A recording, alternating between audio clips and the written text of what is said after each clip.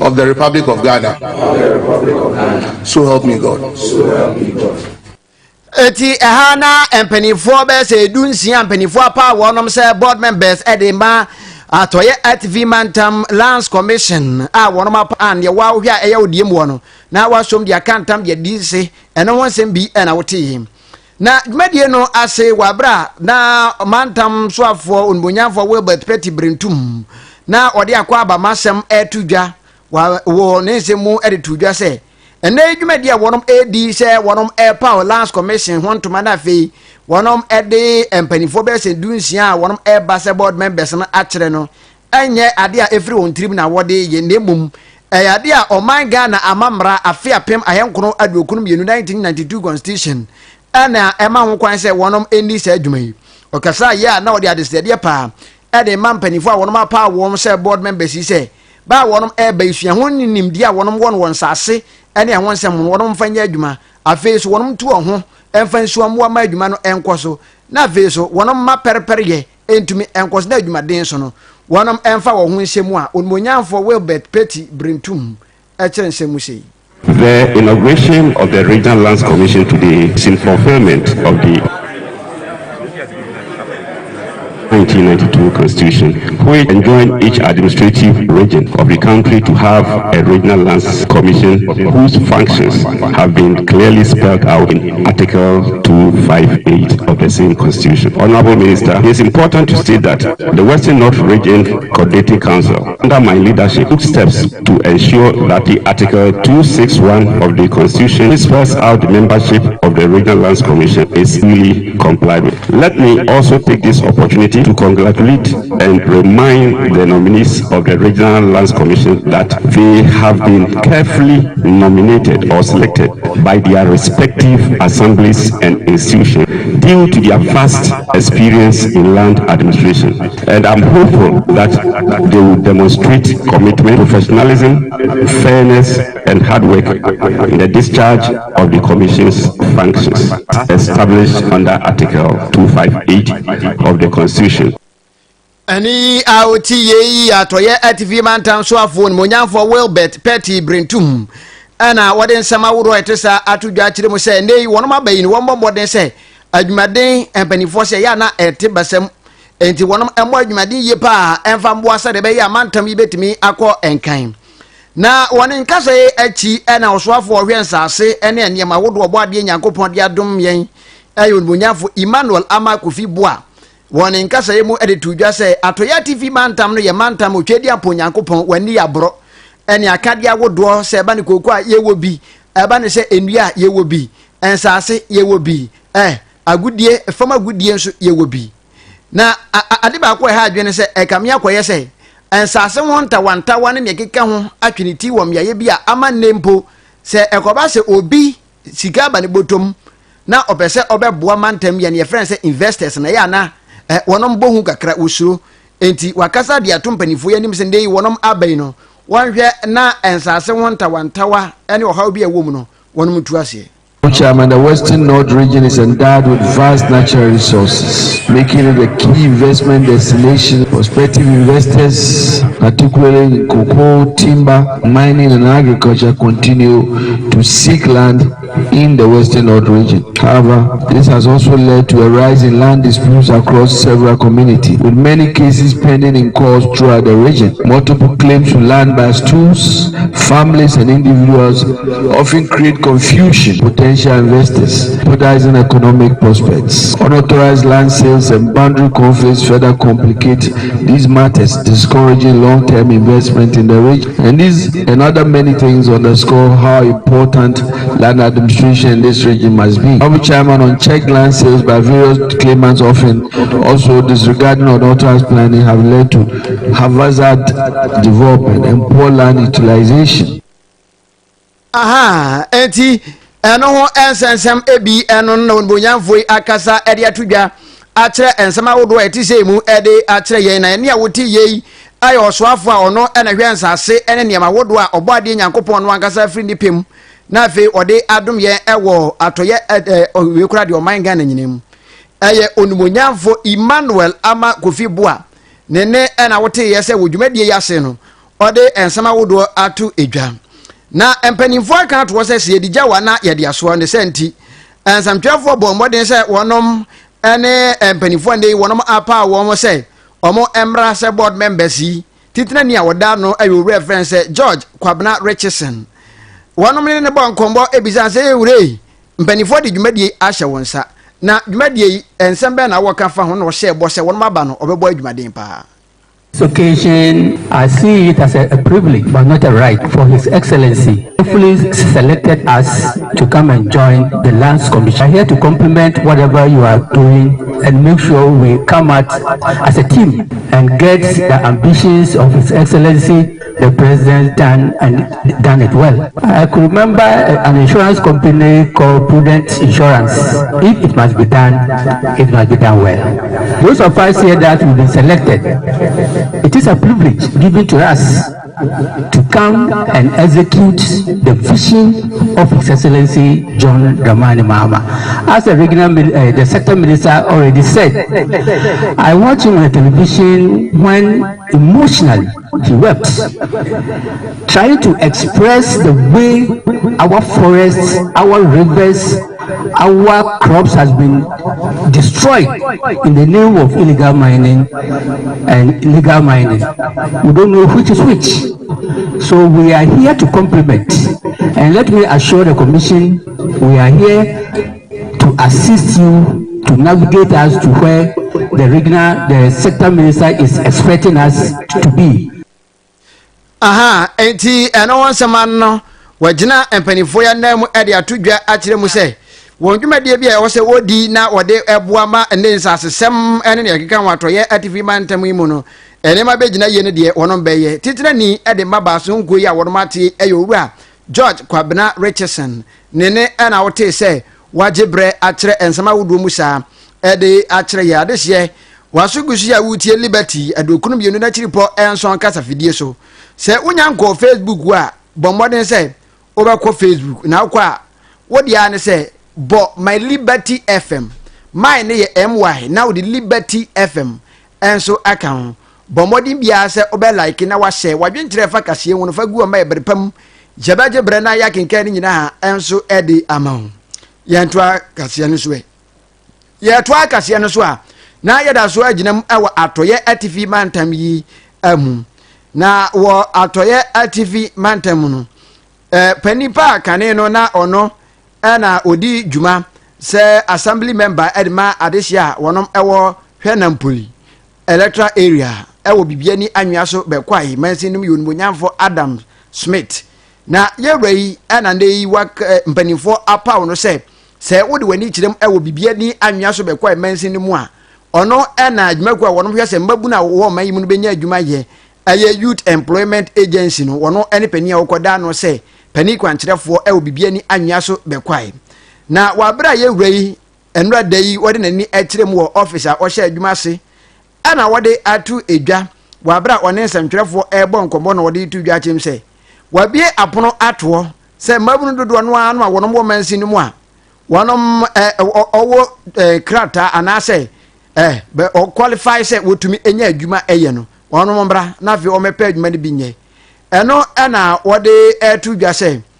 eyade se ne ye kese no wonom ehia eniema bebri ene mpanimfo mboa ana we say adwuma no so waba na wo beye no enye se wonom ebe ya amanyosem enya amanyosem na wonom ye we nya NPP sem ene NDC sem bia moma yentie ne sem na okan ye ne bi aye ho adwuma sisia community police for now no ye CEO Malik Basintele aye ho adwuma sisia community police ani asan MOU enti by next week ko de e be start form ana me social transfer ye ne immigration form so be sign na ne net person so ye ne fire service say unwa advert na we ba plan online say untimi ye no phone so a ko cafe na mbe ya ma we wi a wa print hard copy na the hard copy na ba office yen so dia correct requirement e wo hono say advert na o fill forms na o do certificate ana passport picture 2 ana Ghana card na the account wa print hard copy na the ba office your office no so nya ira kwan oba municipal assembly ha no assembly hall no enim ha pay office na edikan left ye de na edikan wa ha nya ira na no kra de na o kyekire mu a enwuma wodo ndei ebi ewo mansini wa se ndei wo yobabunu na opa adwuma ya oba ubenya sha adwuma no bia ye eno na wa kyerem se ye kasa de ne da ho aye community police enti emabuna wonom wo bibia ni anwia so be kwa ya wo mani gye won afi o qualify no wonom sa asem fa nkrata na afi won hwe se obenya adwuma no bi aye na afi de moma yenko yachi na afi yenko hwe wa abram o kasa na afi wa kyekere ensama wodom ba wa bayi ene modem a obebo ede aboa I don't know I'm calling my appointment letter. Then officially, I started Juma as municipal YE director. Now Juma we need the Mawa, Mabro Juma, Mabrun's new crowd mine, and I should be quiet. And you know, I put on my beard without your NDC, your MPP, CPP, OPPR. You may be a better advert. I'll qualify and Quadia. And fancy will be say, will be compared to Mamma, Brow by a B office now to her. I didn't can be an account be your qualification now for Town Quadia, Nedia Mount. Young Vessel, who free so as who free from. Advert now qualified no sketcher. Maybe may yen I in Papa. Yes, a party will be our non say, will be paid man qualifier, also a party into fan no. Nipana, Sabia, confident to Nomra, who could qualification in Quadia, Omla, ever fan of Juma. Aha, enti peni a woteni ni openi akade no ne assembly member edma de hia wono wo hwe na mpuri electoral area no ewo bibia ni anwea so be kwai mansin ni mu emprempren de ono ena penifo di 2 million man say wo bibia ni anwea so be kwai mansin no youth employment agency no ono ne peni a ende oda no a ohwe toto ne magina ena wa kire nsem awodo mu sei ede a kire yen adese yento akase no so na ma yenko ginam wa atoye mantam no mu western region na atoye mantam mu panipa ono ene da bambo anomekere western regional security council no ene no ono akasa ede atudwa ache mu se ene no ewompa gadam se ne de fama gudie tuo boni aga na adese bi nima ye omwadwen se chinchina atwan yakasa omunjai no onu munjai no eyade so mso ayekra do pa so mbeku atia atu ase na so ade ba ko ande yi se oba toye bantam ni mu a bambo adwumakuo no anase security council no wonom etire mu ne se kamia kwesa akade awodo a won sabe kan na fi aboa ama wonom etimi ako ede ayi galamse na firo na etoda na enwa ye de nkakra na ensem bi beto dwa wabra atoye mantam panipa wono ene ye security coordinator ede ema wonom ayo reference brigadier general Musa Weja retire na ode ensem etudwa ana wose ayade se wonom bekoso ayo mafam de se wonom betu gedam se ase na so ni nyina mu wono akade enso a wonom de beye no ayade a eho hia ye pa na brigadier akire se musi edi akire yen. The most important challenges have been logistics, but that has not impeded our efforts to ensure that we conduct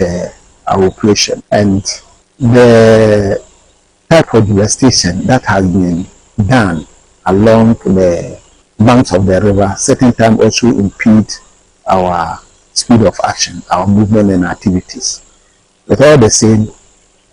we are up to the task, and we think with complete and dedicated efforts with all the stakeholders, we can achieve our goal.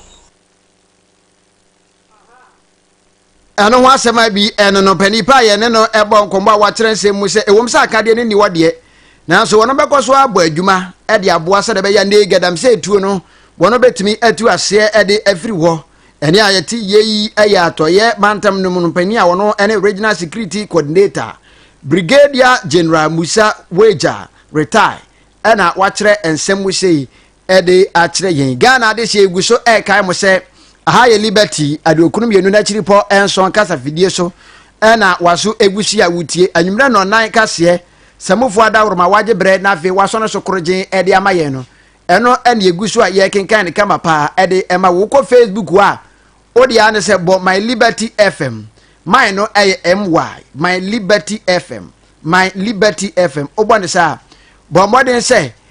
wadwen kire fa kase ye nyina no wode ebegu kama pa ede amaye na wa like nso wa share ne kama ede ama ebrepam no ye bekenkan ni nyina enso ede ama o enti ko Facebook na fa wadwen kire ni nyina kogu of amaye na brepam ye kenkan ni nyina emfa ema o ye toa kase no so na yakogina mu ewo ensem foforo mu a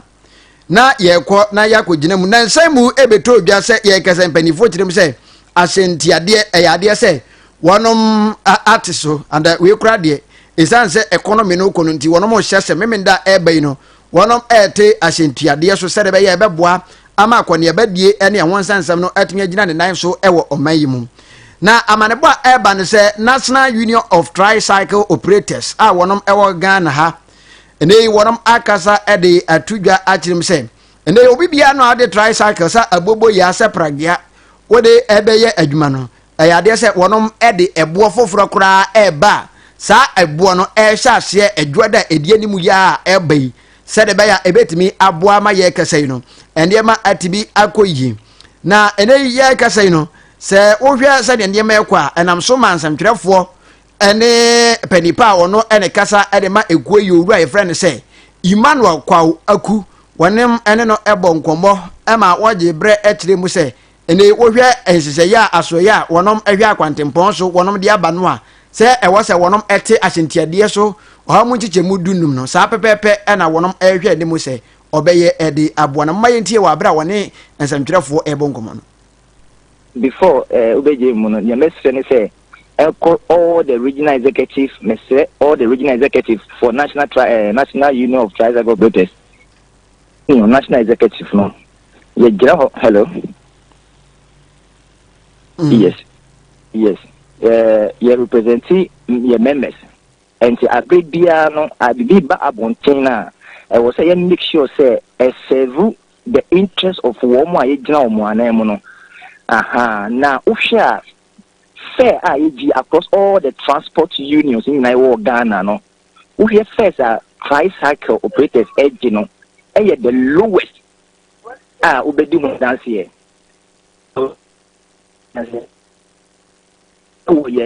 surrounding areas the lowest as compared to vehicles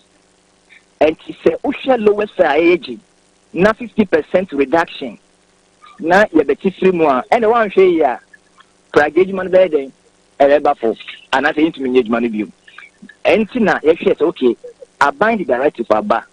asan say good citizens of Ghana na wo say you gain your customers so because the customers now for tricycle na pragage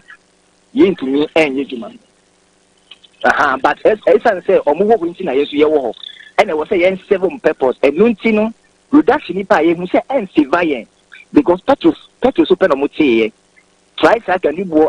the same price e wo ni spare parts ye tin so ye enti no hwa omutu mu so no yen tricycle ya ntu ye fam previously increment na buy na GPLT for ni other union e tu omu fam tricycle ya tu ye de no but reduction ni buy ye no enti mean can say ya ntu mu nti ye reduce e wo say yen serve the purpose of what ye members I think you serve the purpose of the customers and passengers na here for one and it's na 10% here then e buy enti emunche mu akasa na owura yi ajebre na wone ye abonkombo achechensemu owura Emmanuel kwaw aku ana okasa edema wonum na enwachi ana okasa dia desede pa ede eto adehia wonum etwi pragia bi enim se wonom emomodin se ensem ya abai no wonom beti ase ne enkoba se metwi ene metwi ana atwema metwi bia enkosore wo wonom ne wonom obefro hyen no entem eno so wo kire ensemu sei before ubeje mu no ya mesre ne say all the regional executives all the regional executives for National Union of Tricycle Operators down to the zonal executives to our branch executives in tricycle operator na private operators for nyina no say nia ye bia no yesu ye Ghana for at the same time directive be da wow sanka se be ye pese e be follow ni aban ni ye na ka be 50% na to na affect ye nyina ba ye hu ni se be gi atomo wow ye dwumadie no enti mesre so obi biara and follow the directive na ye de aban se na be aban enkonye kire ni aban e be fight demonstrations will come up. So demonstrations ban. Let's say we are fighting against the government. Meanwhile, so na ban we are about so what say your operations be legalize it Ghana. And you know what saying so the bit in abua na ban no say so you make effort no any dey so ye. Secondly, so you ban national tour. And e be obo ho no ma ni executive catching say e be ya ti first so obeka so obua Yeah, kasa national executive, we are any road safety commission. Yes, starting national tour. Nyami admo ebe starting in Ochina from Ashanti region, Western North. Yebeba ho na yabe education, any sensitization. Ewo new rules and regulations na abayin edi ba na bebo ayedu medie no. Yeba be educate ewo hu. Yebeba sunyani, yebeba all the regions by any face by face by face. And you know, the same if I feed so na me kana obi bia oti anopai o hu se sebi na me aduma eti ene a woti yei penipa wono na National Union of Tricycle Operators a wono mo my Ghana mbo no ono ne pani a okasa ede ema wonom na wajebre akire ensemu se abusuan ebre no anya wiaduru yenko na yemtiawa yemfa ni gidi kase etwa so na yemfa kase no ensi na Bugatti na fi DJ Losky wonom emra emetwa so emfa emayen na owura ba akonde yi oba oman gan ne mu a eba ne sense mtwere adwuma yi a wakwadare ewompa wonimde